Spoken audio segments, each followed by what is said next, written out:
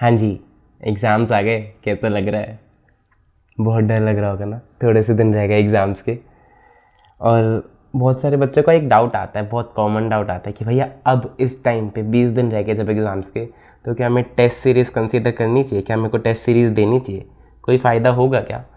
पास हो जाऊँगा क्या टेस्ट सीरीज़ दे दूँगा तो इस सवाल का जवाब आज मैं तुम्हें देने वाला हूँ कि क्या टेस्ट सीरीज़ देने का कोई फ़ायदा होगा और तुम पास हो जाओगे क्या नहीं हो जाओगे। इस टाइम में तो कुछ भी करेंगे, बस पास हो जाएगा ना। तो यार वीडियो को लास्ट तक देखना और चैनल को सब्सक्राइब कर लेना, क्योंकि ऐसी बहुत सारी इन्फॉर्मेटिव और गाइडेंस रिलेटेड वीडियो मैं तुम्हारे लिए इस चैनल पर डालता रहता हूँ। सबसे पहले तुम्हारे मन में क्वेश्चन आया इसलिए क्योंकि तुमने बहुत बार सुन रखा है कि टेस्ट सीरीज़ देना बहुत इंपॉर्टेंट है, टेस्ट सीरीज़ देना बहुत इंपॉर्टेंट है, इससे अपनी गलतियाँ पता चलती हैं, ब्ला ब्ला ब्ला, पता नहीं क्या क्या सुन रखा है तुमने टेस्ट सीरीज़ के बारे में कि अगर टेस्ट सीरीज़ नहीं दे सकते तो तुम पास नहीं होगे, है ना। अगर तुमने मॉक इंटरव्यू दिए ही नहीं है तो तुम अपने आप को फेल ही समझो। ऐसी ऐसी बातें तुमने सुनी है कि टेस्ट सीरीज़ देना इंपॉर्टेंट तो होता है, लेकिन तुमने अब तक दी नहीं क्योंकि तुम्हारी तैयारी नहीं हो पा रही थी। और अब जब एग्ज़ाम्स आ ही गए हैं तो तुम मुझसे पूछ रहे हो कि भैया टेस्ट सीरीज़ दे दूँ क्या, कोई फ़ायदा होगा क्या?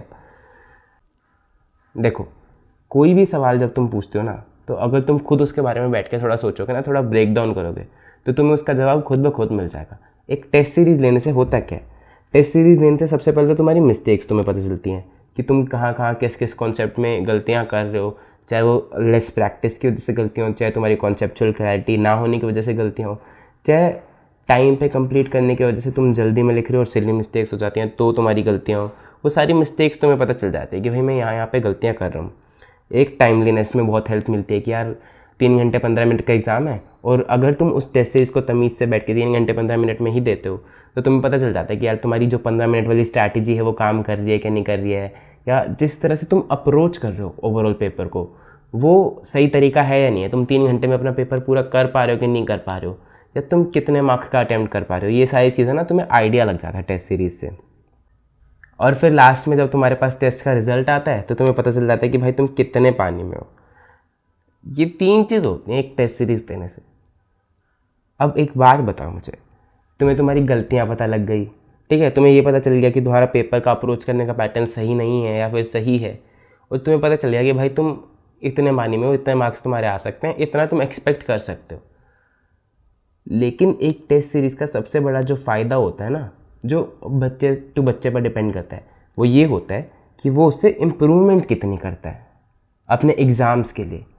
आज अगर तुम्हें पता चलेगा कि भाई तुम 40 मार्क्स पे स्टैंड करते हो, तो उससे क्या मतलब है? पता लगा कि कोई मतलब नहीं है।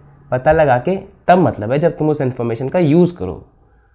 यूज़ कैसे करोगे? अपनी गलतियों को सुधार के, जो कॉन्सेप्ट्स तुम्हारे स्ट्रॉन्ग नहीं हैं उन कॉन्सेप्ट्स पे और टाइम लगा के, जो सिली मिस्टेक्स तुम कर रहे हो उनको थोड़ा और ध्यान से करके। ये सारी चीज़ें तब मायने रखती हैं जब तुम्हारे पास इम्प्रूवमेंट करने का टाइम हो। पता है, मैंने भी अपने फाइनल के टाइम पे ना टेस्ट सीरीज़ दी थी, और डायरेक्टिक्स की टेस्ट सीरीज़ के टाइम पे ना मैं थोड़ा लेट हो गया था टेस्ट देने में, क्योंकि मेरी तैयारी नहीं हो पा रही थी। तो मैं यार थोड़ी और तैयारी करके थोड़ा लेट हो गया। लेकिन फिर मुझे लगा नहीं यार टेस्ट तो दूंगा, टेस्ट तो स्किप नहीं करूँगा, तो मैंने टेस्ट स्किप नहीं किया था।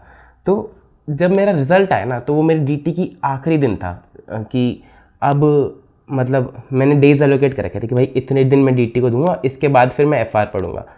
तो अब वो डीटी के लास्ट दिन पर रिज़ल्ट आया सुबह सुबह। अब मुझे समझ नहीं आ रहा कि जो 70 मार्क्स मैं एक्सपेक्ट कर रहा था वो 40 कैसे हुए।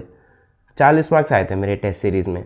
तो अब मैंने खोल के देखा तो मुझे पता चला कि यार डीटी की तैयारी काफ़ी कम है, कॉन्सेप्चुअल क्लैरिटी थोड़ी कम है, थोड़ी सिली मिस्टेक्स हो रही हैं। इन सब की वजह से मैं अभी अच्छी पोजीशन पे स्टैंड नहीं करता हूँ। लेकिन अब समस्या ये है कि मेरे पास इम्प्रूवमेंट का टाइम ही नहीं बचा। जब इम्प्रूवमेंट का टाइम ही नहीं बचा तो मैं उसका करूँगा क्या?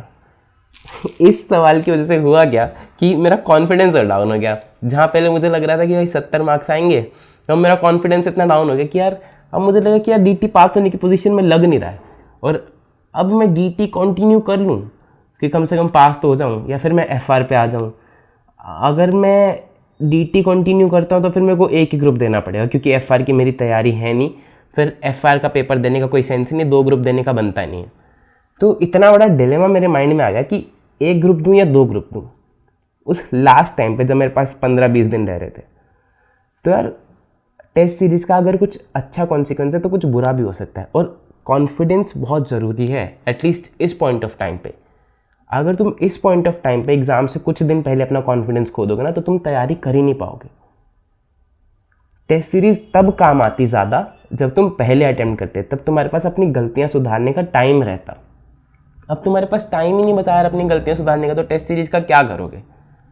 या तो देखो तुम्हें अपने ऊपर पूरा पता हो कि यार मैं कहाँ पे स्टैंड करता हूँ, और तुम सिर्फ इसलिए दे रहे हो कि मैं अपनी अप्रोच चेक कर लूँ कि मैं कितने टाइम में कर पाता हूँ, कितने मार्क्स का अटेम्प्ट कर पाता हूँ, ताकि तुम श्योर हो जाओ, डबल श्योर हो जाओ।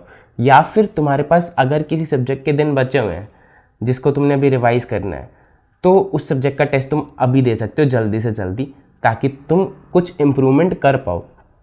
अगर तुम्हारे पास इम्प्रूवमेंट करने का टाइम नहीं बचा है ना, तो तुम टेस्ट सीरीज़ अवॉइड ही करो, कोई फ़ायदा नहीं है उसको जान के, ठीक है। टेस्ट सीरीज़ के टाइम में अपना टाइम बचाओ, अपना सिलेबस कवर करो जो भी रह गया, क्योंकि कुछ ना कुछ तो रहा ही होगा, ऐसा तो हो ही नहीं सकता कि 100% सिलेबस कंप्लीट होगा। रिवाइज़ करो, बार बार रिकॉल करो, अपने जो कॉन्सेप्ट्स पक्के हैं उनको और पक्के कर लो, जो कॉन्सेप्ट्स वीक हैं उन पे थोड़ा और टाइम लगा लो। अब टेस्ट सीरीज़ के चक्कर में ना मत ही पढ़ो, क्योंकि तुम्हारे पास टाइम नहीं बचा है इम्प्रूवमेंट का। टेस्ट सीरीज़ ले भी लोगे, फिर वो 4 दिन में चेक होके आएगी, तो फिर अपनी गलतियों को सुधारोगे कब? और भगवान ना करे तुम्हारे नंबर कम आ गए गलती से, तो फिर तुम सोचोगे कि यार अटेम्प्ट स्किप कर दूं क्या। और बाय द वे, अगर तुम्हारे मन में सवाल है कि मैं अटेम्प्ट स्किप कर दूं क्या, अगर तुम्हें पहले से ही लग रहा है कि यार अटेम्प्ट स्किप कर देना चाहिए, तैयारी नहीं हुई, तो मैंने वीडियो बना रखी है उसके ऊपर, तुम जाके उसे देख लो, बहुत अच्छी वीडियो है, बहुत कुछ समझ में आएगा, ठीक है। तो अब मेरे हिसाब से टेस्ट सीरीज़ अवॉइड करनी चाहिए। और जिन बच्चों को लगता है ना कि यार बहुत सारे टीचर्स कहते हैं कि टेस्ट सीरीज़ दोगे तो ही तो पास हो पाओगे, टेस्ट सीरीज़ नहीं दोगे तो पास नहीं हो पाओगे, अच्छे नंबर नहीं आएंगे, मतलब तुम्हारी तैयारी नहीं है, ये है वो है।